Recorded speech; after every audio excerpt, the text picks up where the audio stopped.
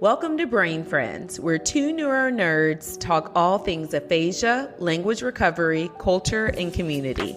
I am Dr. Davetrina Seles Gadson, a clinical speech-language pathologist and neuroscientist. And I am Angie stroke survivor and aphasia advocate. Welcome to our show. Welcome to Brain Friends. We want to thank all of our listeners for downloading the podcast. We appreciate everyone listening, so please tell a friend to tell a friend that we are here. And we are. Hey, Angie. Dr. Seles. Hi, Dr. Seles. It's so good to see you. How are you? I am fantastic. It is cloudy. It's been rainy, but the snow is gone. I can see my lawn. So I'm happy. Yeah. Yeah. What's going on with you? Well, the weather's nice here in DC. I'm it's on like the way. 70 degrees. Everyone's out. I've been invited to gatherings, and I'm like, I gotta get home. Let me record my podcast. Then I'll meet y'all out.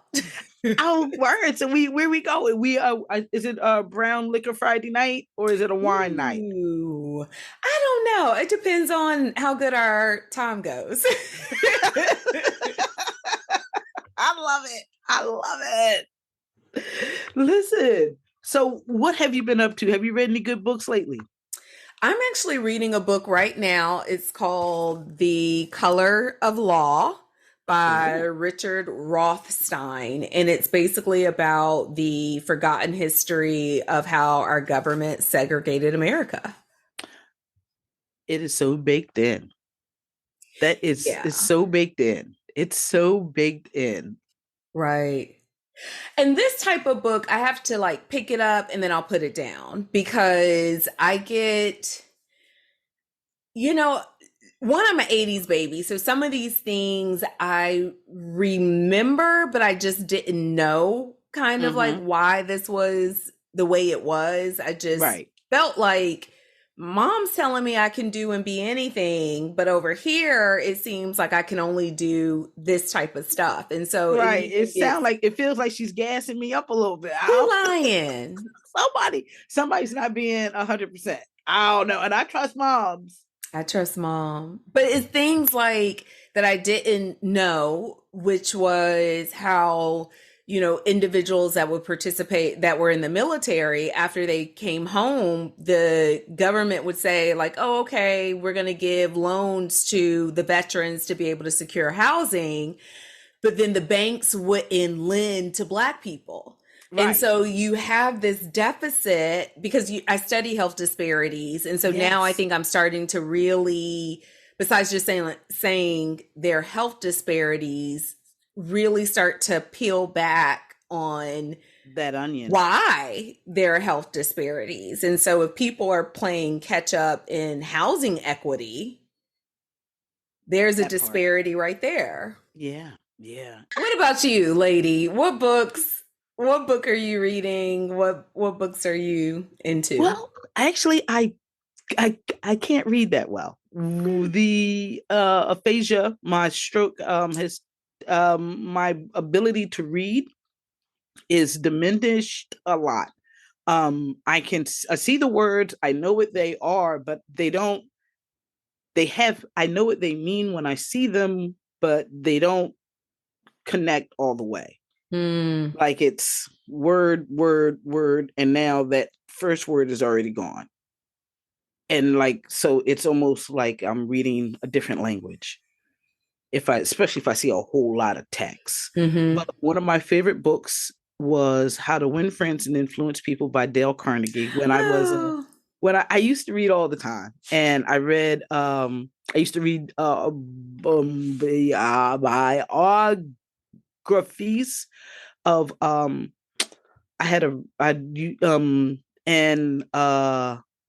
Think and Grow Rich by Napoleon Hill. Ooh, okay. I have both of those. I haven't finished them, but those are my jams. Those are my jams. I'm not gonna hold you. Now, what about podcast? Like, do you listen to podcasts Not besides Brain Friends? Hello.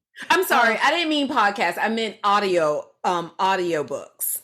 I did, but they were I listened to Will Smith's book before the slap that was heard around the world. Shout out to Will. And Jada thinks she Fish from Gotham. I don't like her anymore. So anyway, I may or may not take that out. Lord help, lady. Lady. So anyway, what was the question? Do Oh, you listen to audiobooks? I I do. I listened to Will Smith's book, which was excellent. And as a kid from Philly, and we're part of that same class. Did I ever tell you I rap with Will? I No. never told you that. I know, right? Anyway. See, you should use that as a two truth and a lie. I won't remember. Yes, you will. But anyway, That would have been a good one. yeah. That was 1,000 years ago. Oh my gosh. Yeah, it was class 87, Central In High West School. Philadelphia. What you waiting for me to back you up with Born that? and raised, yes. On the playground is where I spend most of my days. Yes. There's my aphasia coming out. I used to rap all the time though.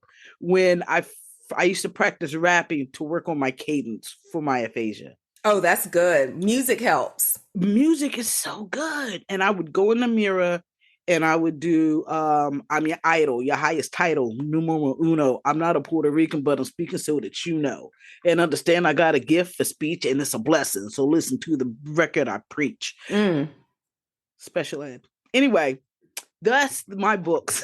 We just out here. But yeah, I used to love reading. And I would read literally a half an hour a night. And of course that turns into longer, but I was all about it because I loved reading.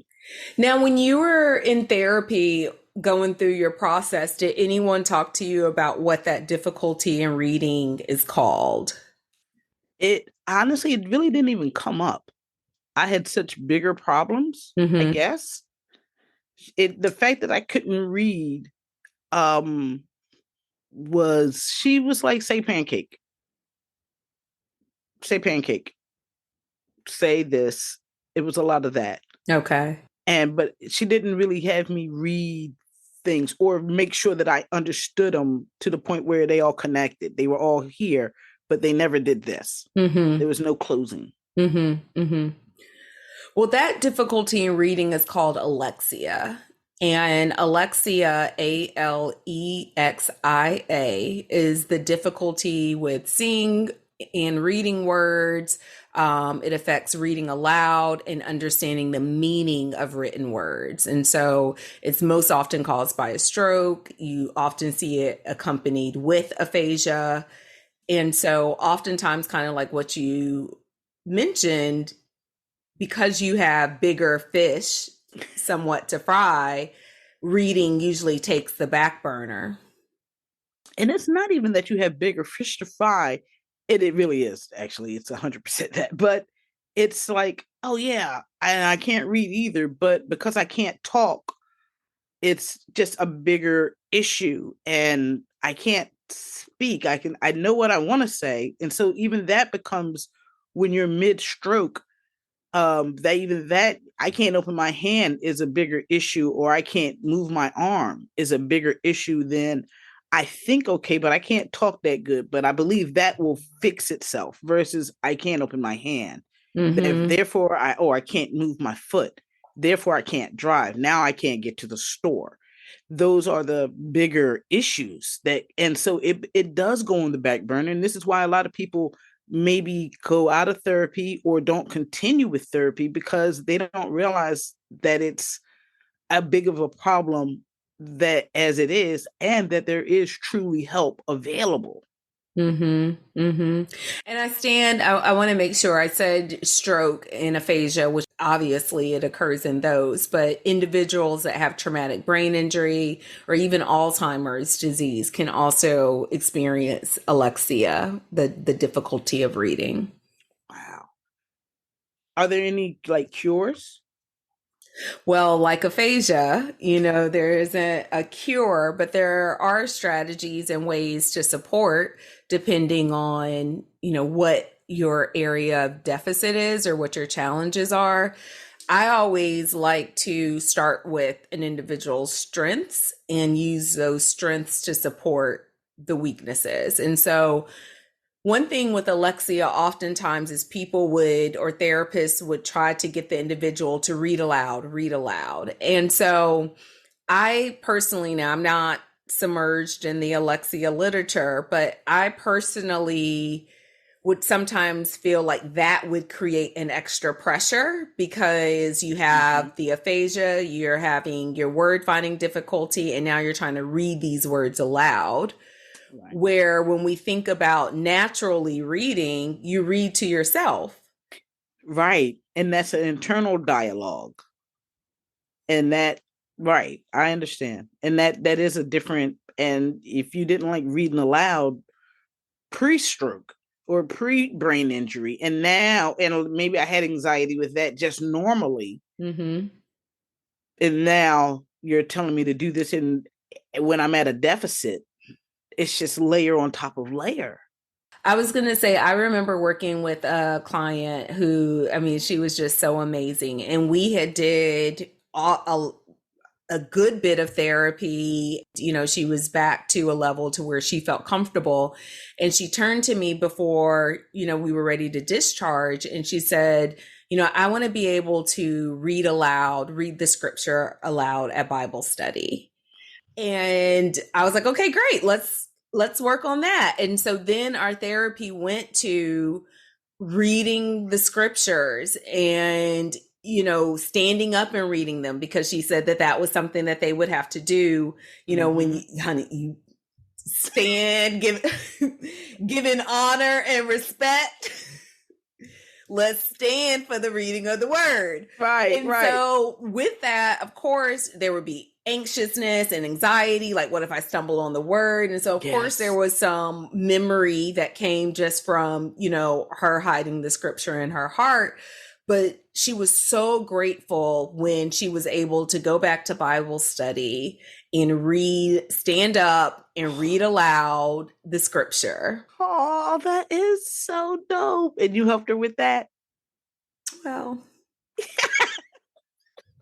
but I love that, because I feel like sometimes as practitioners, we're having individuals just read whatever, like whatever's convenient for us to get you to read. Right, oh yeah, here, read this. Exactly. Right. Where, you know, when these individuals are leaving, they want to be able to do something. Like for her, that's what she wanted to do. So she had done well with all of the little words and pancake. She got pancake. Okay. Honey, she was saying pancake, could spell pancake, could write pancake. But when it came to saying the scripture along with the numbers and then doing the whole process,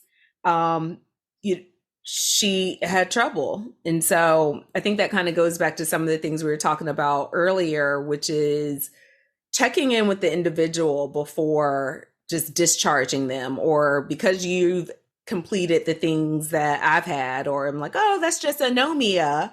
Right. She made her appointment for next week pretty good. So exactly. She's obviously fine. Exactly. But that doesn't make you fine. That just makes you able to string a few words together. Has nothing to do with the blockages that I have. You know, and the idea with the Alexia is that there is an interruption in the connection from your visual cortex, your visual part of your brain, to your language part. And that's why some of that difficulty occurs. You mean the occipital lobe? Yes. Okay, girl. Okay. Yes. The occipital lobe. For those individuals that have like really strong Alexia. That might make sense, because my 2 strokes, one was frontal and occipital. Oh, well, there you go. Which is kudos to science. Y'all right. It is in the occipital lobe and the disconnection between that and the right. lobe. So when you said that, I'm like, because it's so funny, because I would read up on what the occipital. I'm like, well, I don't have any eye problems. I can see okay, and it's not blurry or whatever. but that's what they said. And I've always kind of questioned that. But now what you're saying is, no, that makes perfect sense.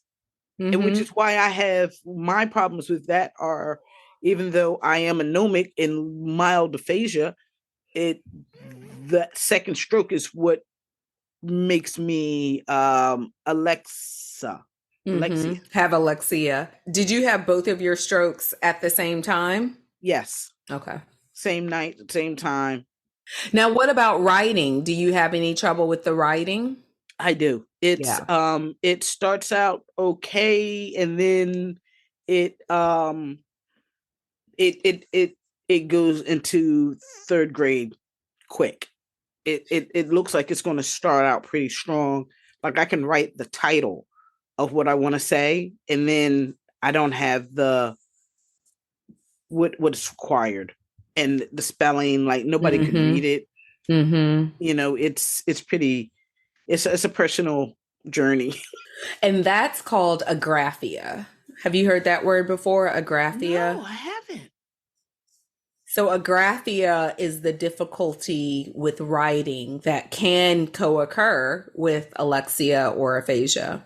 It sounds like a bunch of Amazon products, but okay. All right.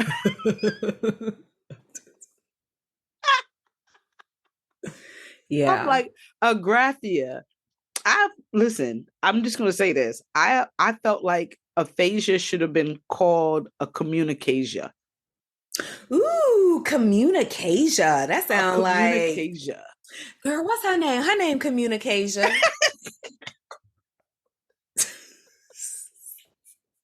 It's like the little Come girl's here, name. Communicasia. Communa. Communa. Come here, baby. He ain't cool. No, but seriously, I felt like I'm like, why are we calling this aphasia? Like, I ain't making no sense to me at all. But that's not mine. I heard that on a podcast when I first had my stroke. Somebody from England said that, and I just thought that was like, yeah, that checks out. Why don't we do that? That makes perfect sense. Because listen, you just want somebody to know what you're talking about when you say I have aphasia. But if I said I have a communicasia, you would know a communication is in the room. Like graphia is like writing. I Yeah. get that. Like agraphia, that checks out. Mm-hmm. Throw me a bone, bro. That's Mm-hmm. all I'm saying. Yeah. So when you learn about these things in school, what's the like? I don't like the importance of it. Well, the important, first of all, I kind of feel like in school, and I mean, come for me. Leave us a comment or review if you disagree. Get a little controversial. No, I feel like in school, it's so much information that you learn. And I often feel like speech pathologists are the jack of all trades and the master of none because it's a lot of information. And so when you learn about aphasia, which is more so heavily taught, and then you'll have a chapter on Alexia or Agraphia. And a lot of that is just saying that it can co-occur. Then sometimes you meet individuals that have what we would call like a pure Alexia or pure Agraphia, meaning that aphasia wise, they're fine. They're able to communicate. There's no anomia, no other language disorder. Their only disorder is the ability to read. And when you have those individuals, it's pretty neat to work with because I think it really shows you how challenging reading can be How without important it the is. aphasia and how important it is. And then Right. you start to look at break down certain types of materials because certain types of materials can be easier, such as reading street signs, newspapers, magazines versus reading a book or reading Right. a Or an newspaper. application, or even an application. When you go to the doctor's office, there is nothing worse for me personally than going to the doctor's and having to fill out that form. I just hand it to Charles. But maybe if I don't have a Charles, Yeah. Everybody don't have a Charles or somebody that can even go. Maybe he's at work that day. Mm-hmm. And now I have to tell this lady behind the desk that's like, what you need? Mm-hmm. Right? Right. Hi, I have aphasia. And I'll tell you in a heartbeat, yeah, I had 2 strokes. I have aphasia. I need help with this. And usually I always try to make sure I say aphasia because I think if I just say stroke, they'll be like, okay, fine. They kind of get it. But I want to keep replanting that seed of aphasia. Right. I think the other thing that's important when we think about Alexia is meeting the individual where they are. I remember when I was working clinically, I had a gentleman who was young. He had to be like in his mid 40s, and he was a hospital transporter. So his job was to get people from their room and take them to surgery. And so for me, I was like, okay, Bing, we got to make sure your reading's okay. And when we went to read, I was so glad that he felt comfortable enough to share with me that he also didn't really know how to read. And I was like, what do you mean you don't know how to read? You read the patient's names in order to make sure that they're the right person for therapy. And he said, I matched the letters. He said, I look and I match the letters, and that's how I know I have the right person. And I said, well, what about other documents or anything like that? And so he had formed a community of people to where if it was something that he needed to read in depth, rather, something that required a signature or something that was out of his norm, he would have someone that would read it to him or tell him like what it was. But I mean, he was functional. He was able to get around. He had this job for a while. He loved this job. And so then my role was not to try to teach him how to read now at this age. Right. It was to make sure he could match those letters and make sure that he could match all of the information to deliver the right patient to the right operation. Wow. So he's collecting letters rather than reading the word. Exactly. Wow. So it was making sure that he had the letter identification. So a lot of times I might do something like not mix up, but purposely do like a Johnson and a Jackson kind of deal. Right. So there might be only 1 or 2 letters that was off. And so our therapy was making sure numbers was another thing, making sure that everything he could match because that was his pre-morbid level in reading. Wow. Language was great. It was just the reading part that he had the trouble with. And because he didn't have a solid foundation previous. Exactly. Wow. Yeah. I've often wondered if a person comes in and they have a stroke and you already had certain problems, how does that fit in? Like, I mean, I could feel my drop off. I was pretty smart. I wasn't, setting the world on fire, but I was find that hard to believe you weren't setting the world on fire, but be modest. Go ahead. I was only the finance manager for the largest dealership in the country. I mean, what? Everyone doesn't do that. No. So you're saying, I was the mortgage director for the state of Pennsylvania. I am a banker, not a broker. A broker is a smoker. You heard it here first, guys. Oh my gosh. Anyway, but I can actually physically feel the drop off. And that's the part that hurts your feelings. Like you can, and I'm wondering is if he didn't have the drop off, how did he feel? You know what I mean? Like the depression that I felt before I got on that good stuff is listen, I got prescriptions. Pharmaceutical I'm sorry, pharmaceutical good stuff. That Walgreens, shout out to Walgreens. But no, I'm wondering, like I could feel mine. And that's what kind of if I got depressed, that's what I was feeling. It was from a root of my pre-stroke self.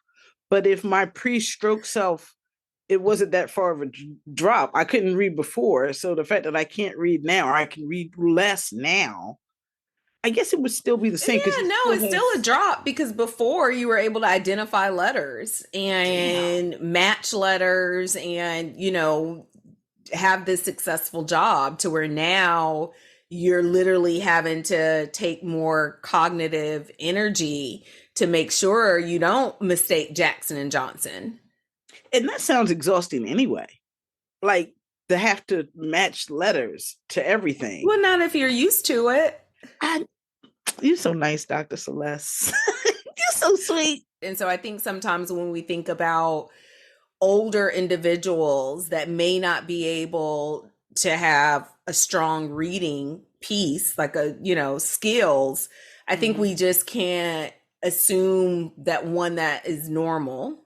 I mean, that's not normal. Right. Yeah, I don't think that we can assume that is not normal because of where individuals grew up, of, if your mama didn't read well and her mama didn't read well, and you're in a class and the teacher is just kind of like, get it together, or not as supportive, you're not going to, and I'm sure there's somewhat of an embarrassment maybe, or shyness that comes with it. So you just make do and try to go under the radar.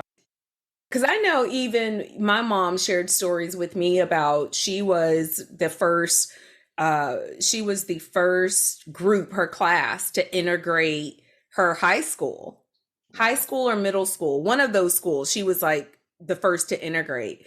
And the teachers were like, I got mine, you get yours. Right. And so even in that space, when you're going to school to learn, depending on your environment. Right. So where'd she grow up, real quick? I know we got to wrap up. Tennessee.